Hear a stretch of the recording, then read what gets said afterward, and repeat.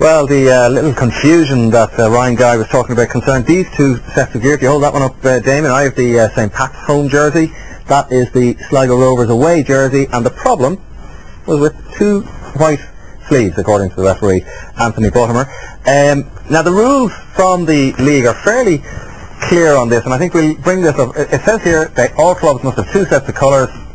Second strip must be different in colour and design from the home kit, which they were. Away sides must change in the event of a clash of colours.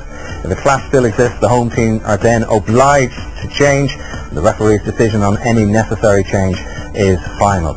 Okay, it's a bit legalistic, Tony, but it's the kind of thing you don't want to see at the start of the season. A half hour delay to a game, not good enough, really. Well, I think in a league that's been more hyped than it ever was, in a league that claims to be professional, it showed a huge lack of professionalism and a lack of courtesy, I think, to the spectators, because, you know, despite the clash of colours, which is something that's happened time immemorial throughout football, the fact that the paying punters had to wait for 35 minutes. Now, if we're trying to attract families to the game, you know, I've brought my daughter to the game many times.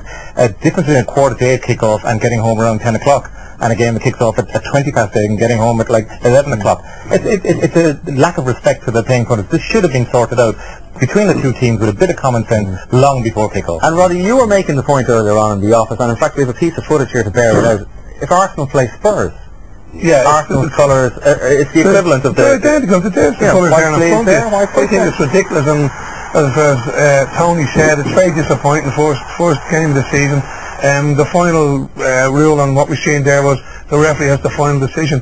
Well, who had the final decision the other night? Because at the end of the day, Sligo had to wear Pat's away kit that they didn't want to wear. So who had the final decision? The Pats going to say we're not wearing the kit. It was very disappointing. And I sat in the stand there myself for a half hour, and it just took the gloss off the whole. The same thing happened last season down in Turner's Cross between Cork City and Bray. Bray ended up wearing Cork's away black shirt. Cork City got fined €1,500 for that. We would have to bring that up. Were you being stubborn that night? But it's probably worth pointing out that this thing, it has happened in the Champions League, it's happened in the Premiership before, but I'm just wondering, was the referee being over fussy? I think, to be fair, he was a little bit pedantic, because even with Cork City playing Bray, once white slate, it didn't really matter that much. And I feel that referees have to be allowed a little bit of leeway to understand the situation. Maybe the referee was put under pressure because if he makes a mistake and something happens in the game, he would be the one to take it. But it was unfortunate. All right, well, hopefully we won't see a repeat of that for the rest of the season.